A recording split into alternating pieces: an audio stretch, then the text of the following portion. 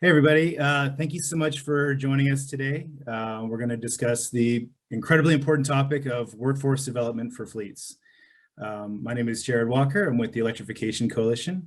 The Electrification Coalition is a nonpartisan, not-for-profit group of business leaders. We're committed to promoting policies and actions that facilitate the deployment of electric vehicles on a mass scale.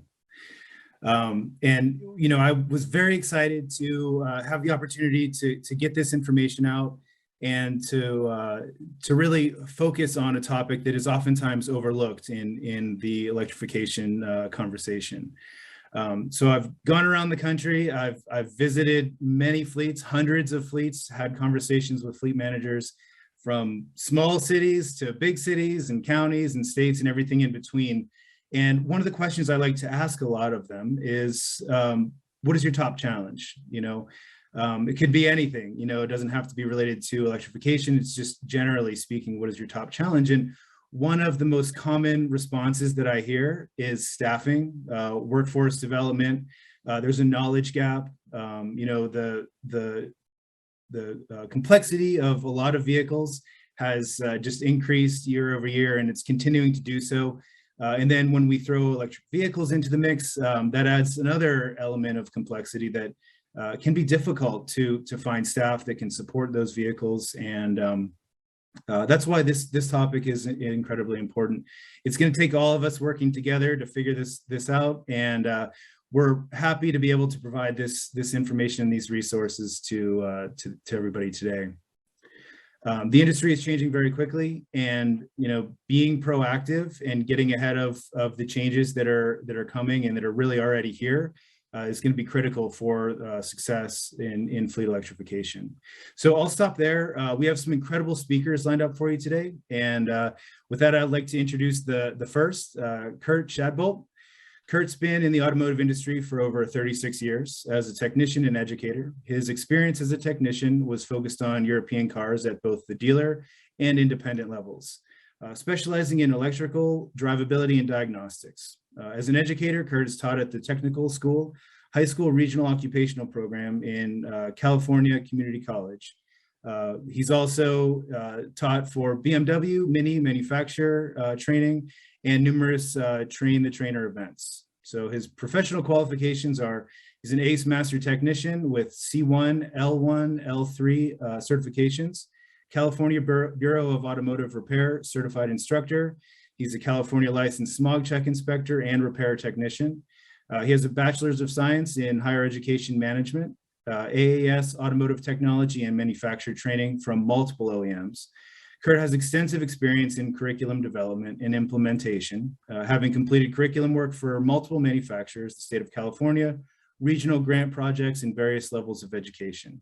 Currently, Kurt is one of the automotive faculty at Chabot College in Hayward, California, and he is focused on hybrid, EV, and ADAS instruction. So with that, Kurt, I will hand it over to you, and thank you again very much. Thanks, Jared. I appreciate the opportunity to talk with everybody this afternoon. If we could go ahead and start up the slideshow, that'd be great. Excellent. We'll jump across one of these here real quick. There we go. So as we're moving forward, California, we've had some of this transition taking place for a little while now. And as electrification is moving more broadly across the country, it's challenging. We're already having a problem finding technicians as it is, but now we're adding some new layers of complexity. So we really got to start with, what do we need in the technician as a baseline, as that foundation to build from? And most of those things are what we have in our shops today. Some of those areas are still spots that we need to touch up on. So the safety, the pollution prevention, those kind of things, pretty straightforward. The ASE service areas, whether it be for automotive vehicles, heavy duty, or even collision, you're going to find there's a lot of crossover in the electrification and the new vehicle technologies. But making sure that as we move forward, we have a good foundation in the modern drive systems, the drive-by-wire electronics, buses and networks. As these things come into play, more and more we rely on these networks. We're still using common shop tools and hand tools, etc. But now you're going to have a few more applicable special tools. We're going to see an increased use in the DVOMs as well as oscilloscopes, because we need to be able to confirm communications, scan tool usage, things like that. But probably one of the most important things is information systems. There is so much complexity, so many variations in systems now. We need to have technicians who can find information effectively. And not everything is in one platform, whether it's the shop keys or the ALLDATAs or the OEMs. You're using a lot of the time multiples to find what you need. Vehicle programming. A lot of repairs now include software, and it may be the repair is a software update. We now see over the air happening more and more with vehicles. So getting our technicians these foundations, documentation is going to be huge for liability aspects. Communications is going to be really big between team members, but also with the customer, because some of these new vehicles and these new systems, they may not be figured out when they release. And it may take a good educating of the customer to get them transitioned to, hey, this is a new car, these are new things. It may take a little bit to get there. But again, the best thing is there's a lot of commonality between automotive, heavy duty, and collision as we look at these. So what does that technician need to know for electrification? Well, it's going to start with the safety and the PPE. Yes, we already have varying levels of that, but now we start dealing with high voltages. And just the general rule, there's some variations in it, but once you hit 50 volts and above, now you need to have some very serious safety discussions and handling practices. We also have to deal with hazardous materials differently, because you may have batteries that need to be replaced. Now they have to go through the recycling processes. And there's a lot of already avenues in place for that, but those are continuing to grow and evolve as well. The high voltage batteries, they need to have an understanding of what these things are, regardless of the makeup of them, whether cylindrical or pouches, doesn't matter. Having that base understanding. Same thing with AC motors and converters, inverters. The best thing is those three things, it doesn't matter the application, whether it's a car, medium duty, heavy duty truck, airplane, boat, doesn't matter. That same foundation is across the board with all of the vehicles that we'll be moving forward with. So those technicians now have a lot more flexibility in what they apply it to. Understanding how these systems operate. With automotive technicians, for example, we become very comfortable with, we know how this works. It's worked this way for a long time. So now it's, okay, here's something completely new. Now we have to learn how these things work, how they interrelate, how they interact, so that we can go properly through our diagnostic processes. Understanding controls. We're talking full digital controls now. If you're not working on drive-by-wire stuff already, you will be, because the acceleration pedal is just that. It's a switch. Will you please go faster is what it's asking. And even when you step on the brake pedal, you may or may not be making a mechanical hydraulic pressure change. It may be sensing that change and just applying regen. So learning how these controls work. Different charging methods. And this is one of those areas where customers oftentimes struggle with, in that they buy a vehicle, they're told it can do X, Y, Z for charging. They take it home, they plug it into their wall, and it charges really slow or nothing happens at all. And that's an education factor for them. A fair number of problems related to charging are not the vehicle, but it's the home-based system or possibly the commercial-based area. Brake regeneration. With mild changes in customer driving habits, they really begin to see the benefits of an electrified vehicle through regen. One pedal driving, which is becoming more and more promoted by the manufacturers and more common as something that we're seeing on vehicles. And then finally, what are the differences between the systems we see on an internal combustion engine versus the systems we see on an EV? There's a lot of similarities, but there are some small differences that change what the diagnostic processes are. And I also wanted to add in the advanced driver assistance systems. As we see these electrified vehicles come in, you're going to see these cars from day one have these ADAS systems. So at the same time, the technicians need to be adapting more for the EV, they also, if they haven't already, should be adapting for the ADAS, learning the radar, the LiDAR, the cameras, how the systems operate, the million different names that the different manufacturers call them, and calibration things. So there's some things we need to learn. What do they need to be able to do? Well, actually demonstrate those safety practices, not getting complacent, because when you get complacent, bad things can happen. Learning how to do the testing. Now, the majority of the time, these systems, they are so covered by the computer controls that most faults are going to be brought up through the computer control. But with time and age, you could have performance issues that come into play. Think back to my gas mileage went down, but I didn't get a check engine light. We have those same potentials over time. So with time, technicians will need to learn how to do a little bit more applicable diagnostics, whether it's on batteries, motors, inverters, converters, and the controls. The service and maintenance is going to change quite a bit, and you'll need to have that adaptation to what's going to be different. Vehicle programming, like mentioned before, it's something we've been doing for quite a while. It's going to take on a greater priority going forward. Finding those proper procedures and documenting. Documentation is going to be huge. And on the ADAS side, it's basic electrical testing. Most of these sensors only have a power, ground, and bus communications, which means bus testing, calibration of those cameras and radar. How do we go about it? Is it static? Is it dynamic? Visual inspections play a huge part in proper diagnostics on ADAS problems. A lot of things could be solved by not raising and lowering a car and washing the windshield. And then the applicable programming and such for those as well. Now, commonalities, the nice thing is, again, between automotive and the technicians that are working in the collision area and the fleets, we're still talking fundamental automotive systems or truck systems. So that basic understanding of electrical, hydraulic, and mechanical applies. We need to add in AC and DC at a greater depth. A lot of the same kind of tools and equipment, diagnostic processes, but learning a little bit more on the safety and the pollution prevention sides.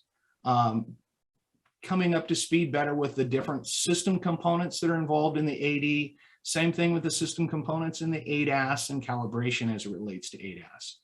But just getting that good foundational understanding, how do these things work? Making sure that we document properly, making sure we find information as best as we can with the most current information available.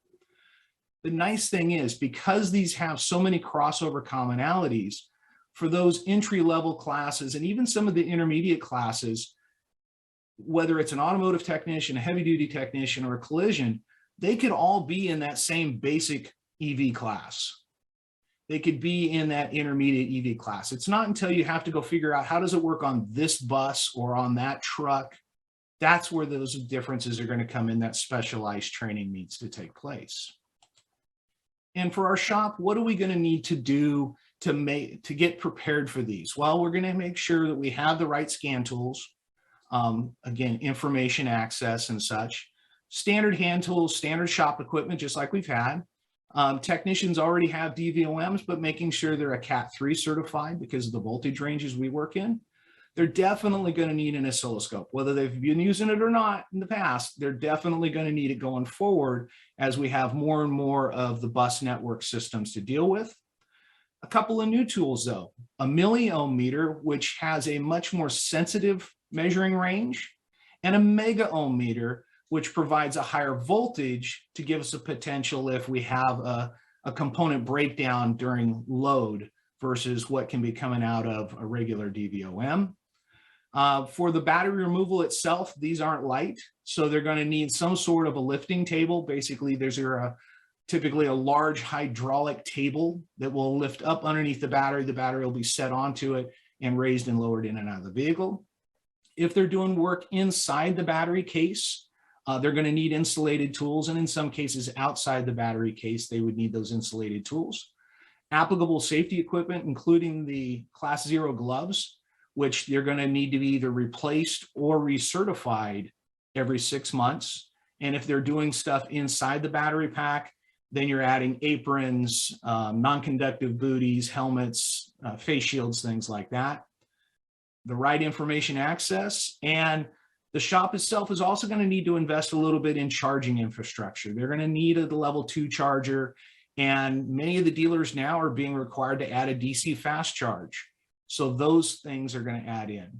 For the ADAS side, it's a lot of the same stuff. It's those same hand tools, oscilloscopes, things like that. The biggest investment for the ADAS calibration is going to be in the calibration equipment itself. Some manufacturers, they do dynamic, take it out, drive it.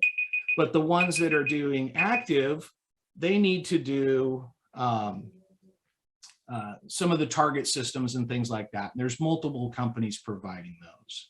And then most importantly, the hard part with ADAS is space. You need a large unobstructed area to be able to carry out these static program or static calibrations. And not all shops are really laid out for that at the moment. And taking it outside and doing it in a tent usually isn't going to work out so well either. But that kind of gets us to where, it gives an idea what we should have in our technicians today, where our technicians need to be working on as they go forward for tomorrow for EVs and ADAS, some of the tools and equipment. And then the last thing is the training side. Training is challenging right now. If you work for a manufacturer, you can go through their training program. For people not working for a GM, Ford, Chrysler, or whatever, it's not always accessible. A lot of the companies that are creating buses and trucks may not have a training for those. The aftermarket does have some offerings, but oftentimes it's theoretical only, limited on hands-on.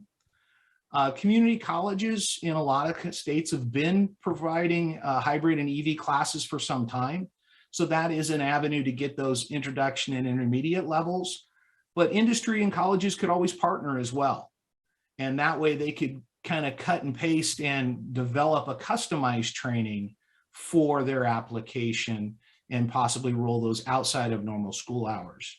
When it comes to the ADAS training, it is slowly rolling out. You're seeing more and more colleges offer it.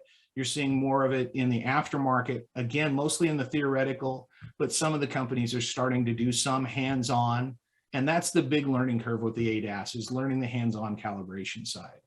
But generally at this point in time, certification for EV and ADAS both are pretty limited. That's about it. Yeah, thanks so much, Kurt.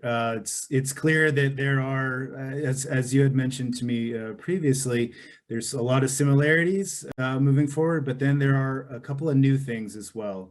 And one item that really stood out to me was just the safety aspect of it as well. So great. Thanks for having me. Yeah, thanks again, and thanks for all the great work that you're doing to train the next generation of technicians. Very important. Thank you. Great. Thanks a lot. So with that, we'll hop over to Scott Mizico. Scott is the shop supervisor for Cobb County, Georgia, for the car and light truck shop, actually, and also the motorcycle shop. Scott manages 15 employees and over 1,700 assets. This includes maintenance and repairs, recalls, in-service work for new vehicles, and recommendations and management of surplus vehicles.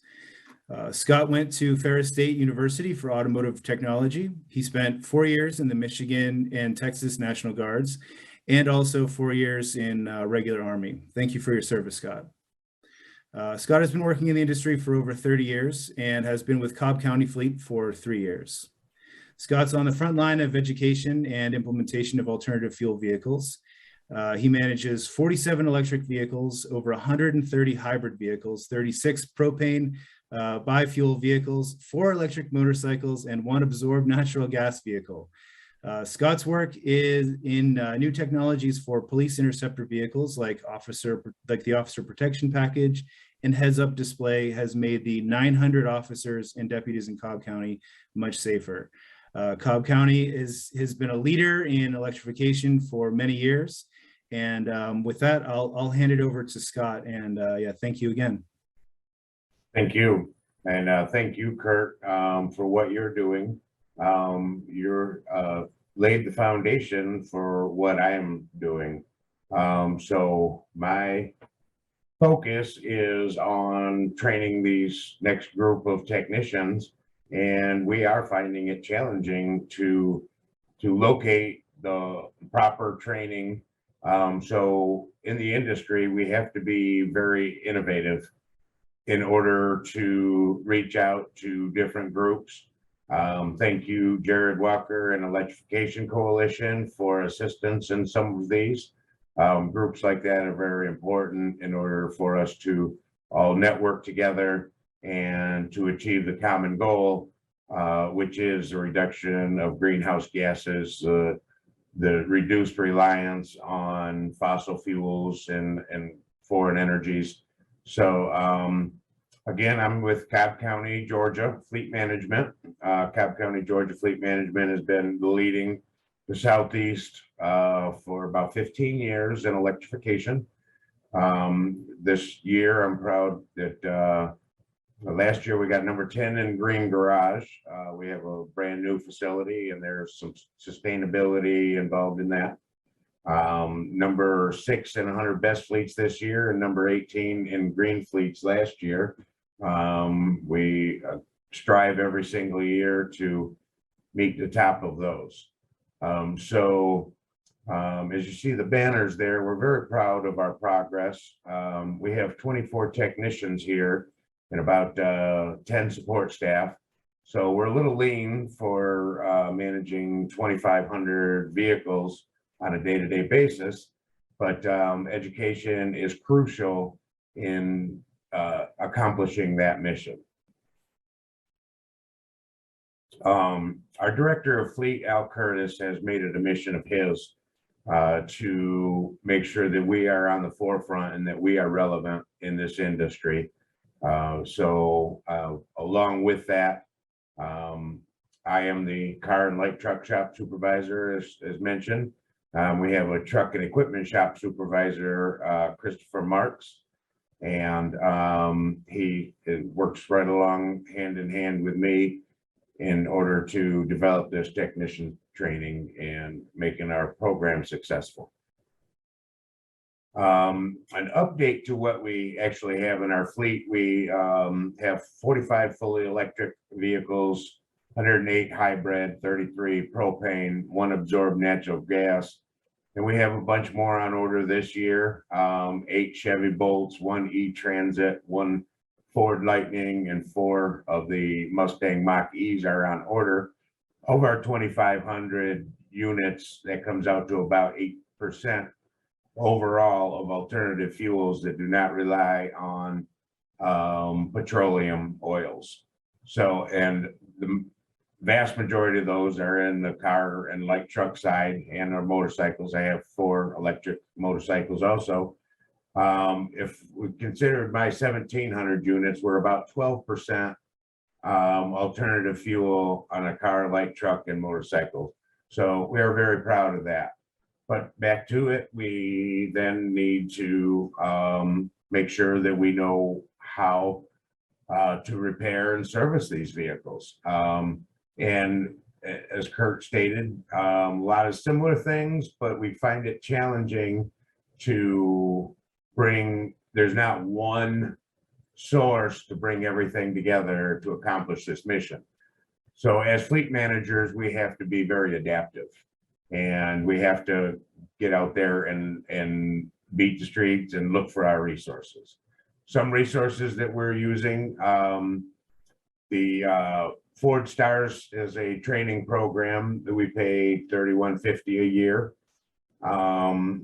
And that includes all technicians, and that's everything up and until the hands-on training at the factory to finish that certification. We do not get that access from Ford.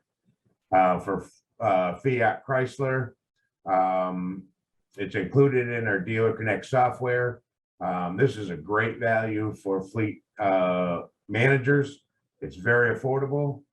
It also includes the programming on these vehicles, diagnostic software, and all of the information necessary from Fiat Chrysler. Very good place to start for a small fleet that does not, and so that $800 a year includes all of my technicians. I bought a $800 dongle in order to communicate with the vehicles, and that $800 a year includes training and everything necessary for all of our Chrysler vehicles. And then GM is a little bit different. They're not GM themselves, but those services, we pay $26.70 a year for its training, but those can be offset by credits by using AC Delco parts. So get with your AC Delco rep and see what you can do there. MSC training, we have had them in here. That was the Ford platform. The trainers there worked for Ford, developed all the training programs at Ford for many years, and now Ford has outsourced it. So we have around 100, well, not yet. We have on the ground about 85 police SUV interceptors, which is the Explorer line, but is a different, a little different than the Explorer, but those are all hybrids. So for $5,000, I was able to bring them here for a 2-day comprehensive hands-on training. And I partnered with the city of Atlanta in order to do it. Or I actually invited them here. We'll talk a little bit more about that, but that was up to 15 technicians. That's the books on them. It was superb training for this one particular platform, but it also gives you some background knowledge into all type hybrids, pretty similar. Then we can partner with local community colleges. We can partner with fleet management and maintenance groups, that is other fleets and other groups who manage vehicles for fleets in the industry, and then other trade groups throughout, and we'll speak a little bit more about that in the next couple slides. So for community colleges, Cobb County is on the board of the board of advisors for Chattahoochee Technical College. And so what we do there is we let them know what we need in the field and in the future and assist them in developing that. They cannot spend their money without an advisory board because it is publicly funded college, and they need the input from those of us in the industry who know what we're needing.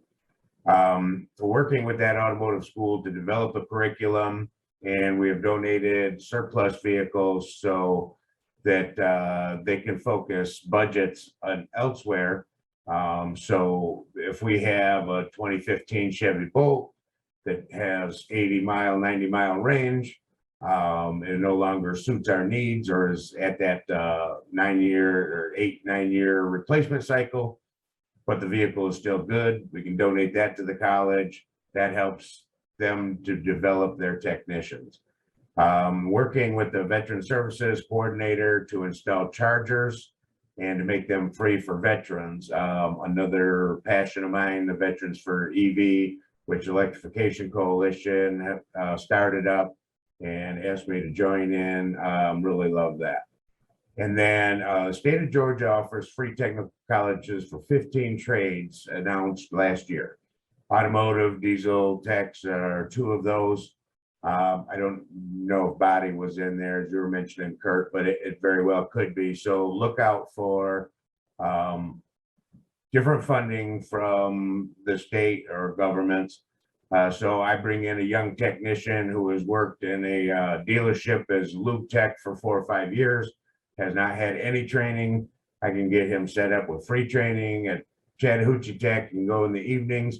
I can develop that technician into a master tech and get the retention out of him and the benefit of bringing somebody up and raising them from the beginning, basically. Other partners, we're partnering with a leader in the automotive industry to develop a training program for alternative fuel vehicles. So we also have the propane and ANG and all, and so not everything that we're doing is EV, but I'm very excited that this partner is going to work with Cobb County to develop a program and pilot it with us, and then roll it out to other fleet groups in order to provide what they need for training their technicians for the future in the automotive industry. They already have the facilities, they have the technology, they have the trainers. And so all it is partnering with what we need and kind of assessing our needs, our technicians, and tailor that to what we're doing. So really liking that, because with the big three that we have training platforms on, we don't have that end user hands-on, which is that end of to be able to certify, to get that technician really comfortable and to maintain that knowledge. That last hands-on is going to be critical. And then partnering with other fleets and professional organizations. As I said, we partnered with City of Atlanta, brought their techs in, and in turn, they have developed an electrical and electronic class that they're bringing our techs to. And then Southeast Government Fleet Managers Association is one example of an organization where fleet managers reach out together to develop. When they develop a training program, they'll share it throughout. And the one from the City of Atlanta, Leroy Young, he has developed a electrical and electronics class that is excellent, and that he uses to train EVT certified technicians. The EVT certification, which I am EVT certified in the patrol vehicles, is nearly 100% electrical. So that's a great training program to go along with what we're doing here. And that is just an overview of what we're doing. I welcome anybody to come along and share in the venture and journey. Excuse me. There's my contact information below. I'll send it over to you, Jared. Yeah, thanks so much, Scott. It's very, very clear that Cobb County, being such a leader in electrification, that your willingness to partner and to work with other fleets, to share your knowledge has been a tremendous value to electrification. And that's, I think, one of the big aspects there is what we keep hearing, from across the country is the ability to partnering with technical colleges, partnering with other certification programs and other fleets as well. Working together is really very valuable, and will really help us to all figure this out together as we move through the transition. So we've heard a lot about vehicles, and obviously that's a major component. But one of the things we like to say at the Electrification Coalition is that electric vehicles and electric vehicle charging stations are kind of like chicken and waffles. They're best together. So with that, I'm going to hand it over to John Rosenberger, and he's going to talk a little bit about training, mostly on the electrician side, and what's available to help support fleets as they install more charging stations moving forward and their fleets continue to electrify. So John started his inside wireman apprenticeship in 1989 with the Western Maryland JATC, and was initiated into IBEW Local 307 in Cumberland, Maryland in 1990.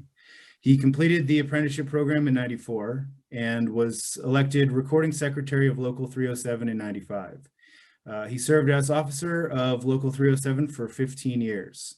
John worked 10 years as assistant business manager and organizer until his appointment by International President Ed Hill as state organizing coordinator in 2010. John was assigned to the 4th District, where he worked for Vice President Sam Chilla, Ken Cooper, Brian Malloy, and Gina Cooper. In 2015, John was appointed international representative to the Business Development Department and was assigned to the 4th District, where he currently works under the direction of Business Development Director Ray Kasmark. So thank you very much, John. I really appreciate you joining and sharing the resources that are available to fleets across the country. And one thing I forgot to mention is If you have any questions out there, feel free to drop them in the chat. We do have a few minutes after to answer a couple of questions and answers. And with that, thanks again, John. I'll hand it over to you. Okay, thank you, Jared. I kind of feel like I'm playing an away game today. I'm not at my office. I'm actually traveling. So if you see me looking around a little bit of unfamiliar surroundings or a setup, you know, Kirk and Scott did a great job talking about the vehicles and the cars and everything that we have to learn and the training that's involved with those vehicles. And it's just amazing, you know, what all's involved with this. But as Jared said, I'm an electrician. I'm out of Local 307 in Cumberland. I'm a journeyman wireman. I've been a member of the IBEW for 32 years, and it always amazes me that not everybody knows what the IBEW stands for, who we are. And I'm going to talk a little bit about that with you today, talk a little bit about our business development department, and then talk to you a little bit about what we're doing to work with EVITP, Electric Vehicle Infrastructure Training Program, EVITP.org, to make sure that the installation of these electric vehicle chargers are safe, not only for the folks that are installing them, the service providers, but the folks that are using them as well. So let me advance the slide here and tell you a little bit about the International Brotherhood of Electrical Workers. You can see there that our objective is to utilize the best skills, the highest quality of work, and the most important, the safety of safe work ethic with all of our installations and the people using them. Okay. We were established in 1891. We have over 120 years of experience doing electrical work in all different aspects of the electrical field. We have access to over 340,000 skilled electricians, linemen, and technicians. And thanks to our membership development department, I'm happy to say that that number, since I did these slides, as well as up around 400,000 now. We have 400 local dispatch offices scattered throughout the United States and Canada. And our two main partners are the National Electrical Contractors Association and the Electrical Training Alliance. So I'm going to talk about them a little bit also. Here you can see some of our areas of expertise.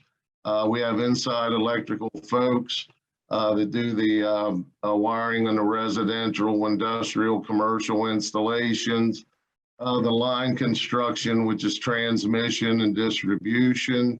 You can see we have some of our energy solutions and the systems that we work on listed there.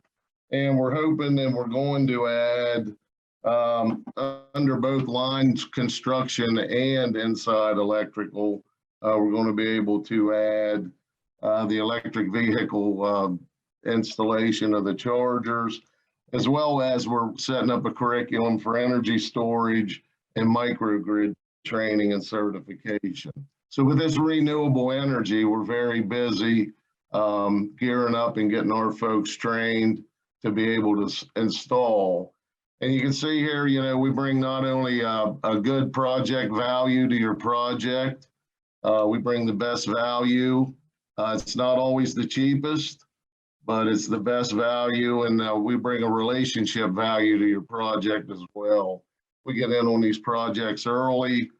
We work with the customers, the owners, our contractors, and our local union business managers to make sure that these projects and electric vehicle charging stations are installed correctly and on time and on budget. So that's a little bit about our value proposition. Like I said, we partner with our National Electrical Contractors Association. We have over 4,000 contractors that employ our journeyman wiremen, apprentices, construction wiremen, journeyman linemen, across the country, US and Canada. There you can see our Electrical Training Alliance. It's comprised of it's a joint apprenticeship, and it's made up of our contractors and our labor to form a joint apprenticeship training committee. They run our schools, and we have a 5-year apprenticeship program that our apprentices go through. And to date, we have over 310 training centers across the U.S. and have trained over 350,000 apprentices and electrical workers. To talk a little bit about our business development department, the way the IBEW is structured, we're broke out into 10 districts across the U.S. I cover the 4th district. You can see that green area there, which is Maryland, Virginia, DC, West Virginia, Ohio, and Kentucky. I work with 40 different local unions, and we help to foster the relationship between the customers and the local unions and contractors to see what we can do, where we can get out ahead of these projects and see what we're going to need to do as far as training or gearing up or whatever we need to do, manpower needs to get these projects done. And I know these conversations that we've had preparing for this webinar have been very useful, and I'm grateful to Jared, Kurt, and Scott for sharing their knowledge on the vehicles. I mean, it helps us understand what's going on that end, so we can incorporate different things into on our end to make it a lot easier to work together. So we're very thankful for that. That's the contact information for each one of the reps in the 10 different districts. I'm more than happy to share that. If anyone would need them, they can do the same thing in their area across the U.S. So we got involved with EVITP. They're a nonprofit organization. Jennifer Medford out of Detroit, Michigan is a co-chair, and Bernie Cotlier is a co-chair, and he's in California. And it's just about training and education. I can't stress enough the safety. You know, we've had meetings and conversations with utilities, different companies, and you know, there's a lot more to this than just, hey, I got a car and I'm going to take out my receptacle in my garage and I'm going to put in a new receptacle that fits my vehicle charging, or my vehicle that I want to charge. And it's going to, you know, it doesn't work that way. There's a lot more involved into it. Site assessments, whether your panels are ready for that, whether you have the proper wire behind that receptacle that can handle transporting the amount of current needed to charge your vehicle. Because we all know if that overheats and you get a spark, then you got a fire, and then you get into a bad situation. So it's all about being able to do everything that we do safely and correctly with everyone in mind. So that's what EVITP, why we got involved with them. Now I'm wondering why can't advance the slide here. There we go. This is a little bit of the syllabus about the training. It starts out talking about the electric vehicles, supply and equipment. It's all geared with the National Electrical Code. There's a lot of load calculations to determine the size of the wire, breaker, and what you need to install it properly. A site assessment to see what you have in your home or at your business, and then commissioning and troubleshooting that follows after that.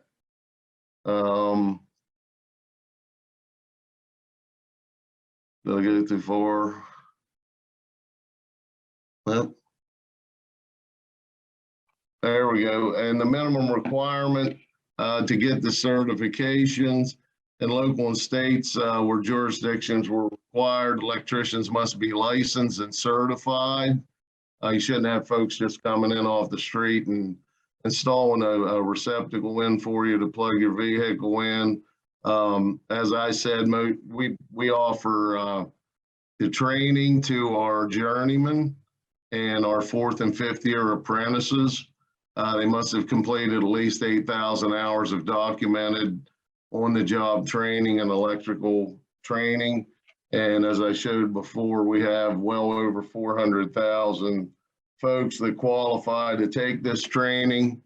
The only commitment that the contractor makes is they sign a commitment letter that in order to say that they're an EVITP certified contractor, they sign a commitment letter that they'll use electricians and apprentices that have been through this EVITP course or training. It's an 18-hour course. Right now, our joint apprenticeship committees and teachers are using the curriculum as laid out by the EVITP.org. Ours is recognized by EVITP. And like I said, it's 18 hours of classroom, which you can do online. The test is a proctored test, so you do have to go in person to take the test and then receive your certification. Right now, we continue to work with our contractors to create an awareness of why it's so important to be an EVITP contractor. They're partnering up with us to provide the training. I know President Biden is on board with EVITP. He even had it in his energy plan, and we're just getting ready and gearing up, and happy to be working with everybody to make this transition to electric vehicles as safe and as smooth as possible. So with that, I'll turn it back over to you guys. I appreciate your time.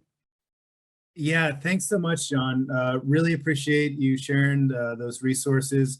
The EVITP program is a fantastic program. And as you were alluding to, there's a massive investment that's happening right now as we transition the way that really the country moves around in our entire transportation sector. And so having those folks trained and certified is of critical importance. And in particular on the safety side, wanting to make sure that we're able to avoid any negative outcomes and ensure that all of that is installed properly. So thank you very much. We do have a few questions actually as well. Let's see here. So really quickly, there's a question about materials, case studies, or best practices. The Electrification Coalition is absolutely more than happy to provide examples and make the right introductions and work with your fleet as you're going through the process of providing training and developing these training resources internally. So feel free to reach out to us. We are here to help. And then there's another question here regarding shop tooling. There are several EV OEMs who have nuanced requirements. Example, proprietary or specific lift pucks. The additional challenge is to know what's needed for each type of vehicle. And to add a little bit more context to that, before I hand it over to the group, it is potentially a challenge to opening up serviceability for independent shops. Any thoughts from the group on addressing the need for tooling? Sure, I'll start out, and Scott would be a good one to add into this too. Yeah, it's not anything really new to us from the automotive side. For many years, we've had OEM required special tools. Eventually, when there's enough demand, that you'll see aftermarket products become available. In many cases, the vehicles, they're going to have similar lifting points. With the EVs, because of the battery location, rack placement becomes a high priority. And the question mentioned some pucks, so they're probably talking about Teslas. Tesla's, by their design, they've got a very limited space to lift from, and you can buy these from the aftermarket. They're about the size of a hockey puck, that's got a nipple placed on it and inserts into a hole under the chassis, that gives you a good pad to be able to get your lift onto. If you've got the larger drive-on plates, then it gets to be a challenge to try to remove the battery packs and things like that. But the challenges are there, but we've always had them, you know, with OEM products and such. And the serviceability side, the information is going to drive it as much as anything. That's been the challenge, you know, with the more traditional manufacturers. We see it through the shop keys and the AllDatas and the Mitchells and things like that, and as well as subscription services.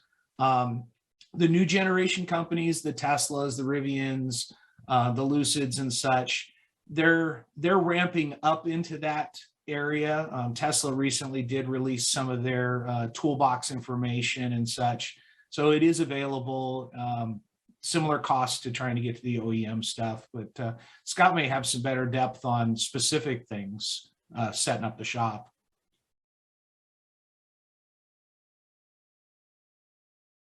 Sorry, I was muted. Yeah, sure. So what we find, so we have a lot of Kias, Chevys, Nissans, and Fords. And I don't have any proprietary tools that I need to service or work on any of these on the high voltage side. For Ford, it is a little easier to use the Ford IDFs to discharge and make it safe to disconnect cables, but it can also be done manually with like a 10-minute process of disconnecting the safety switch, disconnecting both batteries in that hybrid police interceptor that we have most of, and to you know, to go from there. But for fleets who may be thinking, well, I don't know if I want to add the additional tooling or whatever in order to go to electrification, you consider that Ford, that police interceptor, for example, everything on that high voltage side is going to be is warranted for 8 years and 150,000 miles. So my technicians are not even going to have to deal with that. We have had a couple of maybe wires pulled out of connectors or something that we replace a connector on. The 12-volt side, as you know, diagnostics as any other. I did buy a DVOM that is a high voltage DVOM for tracking on Chevrolets to see where a voltage leakage may be happening.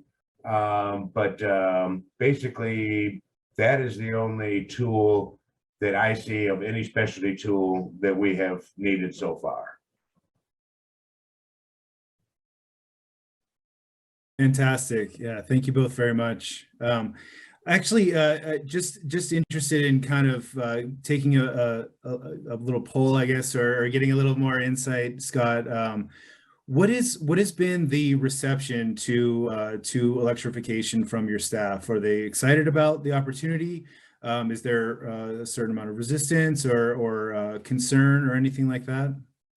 Well, as with like any group of technicians, they're going to do how they're led. And so you have to be excited to get them excited.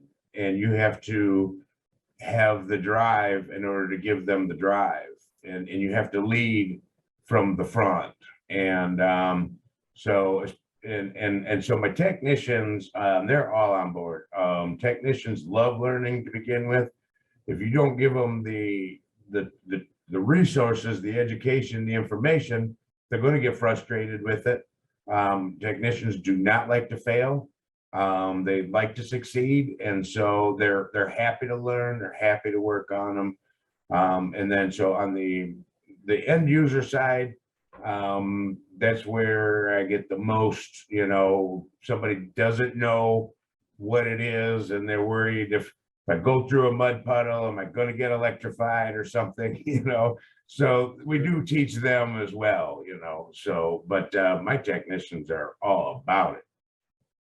That's great to hear. Yeah, that's exciting. I mean, and to your point, showing leadership and being excited, embracing the opportunity, seems to be critical to the success that you've seen in Cobb County.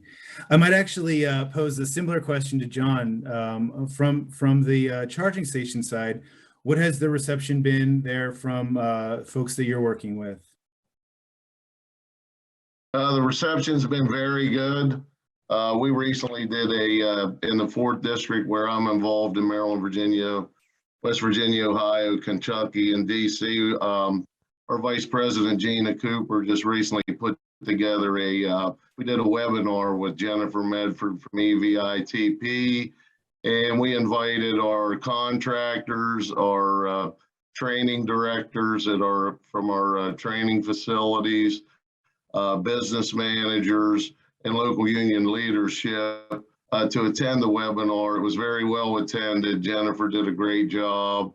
And right now we got folks signing up to go take these courses, to do them online, to come in and get tested and get certified, because they're pumped up to be able to go out and work on these projects and be able to say that they helped create an infrastructure that would allow, us to make the transition into the electric vehicles. So, yeah, with our leadership that we have in place in the IBEW, it's all hands on deck, and we're ready to roll. Fantastic. Yeah, it's a very busy time. One of the things that I've noticed just in having conversations with fleets and electricians across the country is that the industry is moving very quickly. So it's almost like a sprint, in order to keep up with all of that. And, certainly being proactive and taking these steps and making these kind of trainings possible is hugely helpful from my perspective as we continue to go through the transition. Kurt, I might ask you, what are you seeing in terms of interest from younger people getting into the field? Any thoughts or considerations, both on encouraging folks to get into it, but then also just some general thoughts from your side on who's getting into it and what that reception has been? For the students coming into our college, they're the traditional automotive student. They got a little gearhead in them and stuff like that, and they haven't thought about the EV side of it just because they don't have that exposure level.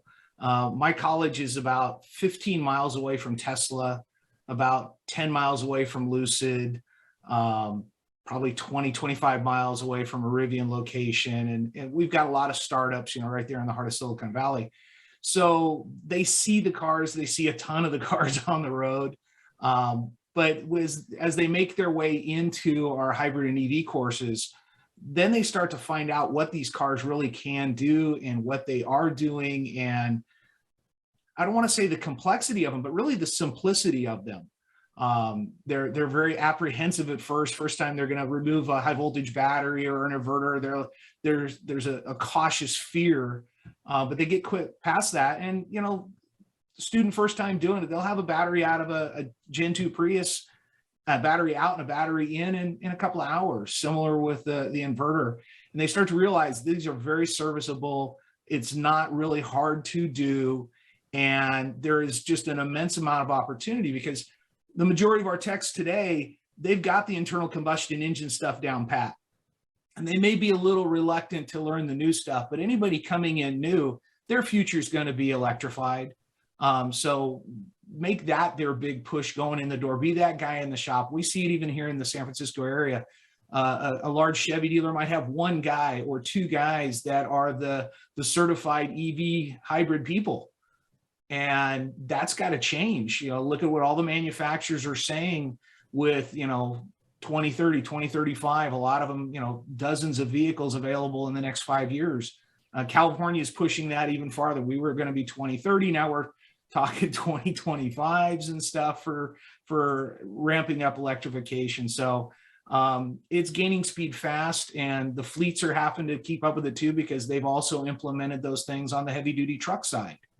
So it's across the board. And I'll take a quick minute to do a quick plug. Mobilize CA, which is a fleet instructor and technician event. It's going to be in Temecula, California, which is down south, in July. It's 3.5 days, but it is focused on fleet electrification, ADAS, vehicle for automotive. They'll be doing calibrations. They'll be going into EV training and things like that. Broad scope, a lot of speakers that come in from the fleet side, from the county side, city, state, national. So it's a good opportunity to see people who are kind of living it already, for the states that are a little bit ahead of the game, and for the others to come in and see what's already being done. Why reinvent the wheel? I love that. Yeah, absolutely. I've been hearing about this, the Mobilize conference, and it sounds like a fantastic event. And to your point, you know, just making these best practices available and sharing that knowledge so that we're able to all learn together. And it's fantastic. With that, we're a little bit over time. I would like to thank our speakers, Kurt, Scott, John. Thank you all so much for joining, and hopefully the audience was able to take away some key tidbits as you're working to electrify your fleet and build out your own workforce of EV technicians. And with that, thank you. Thanks, Thank everybody. you.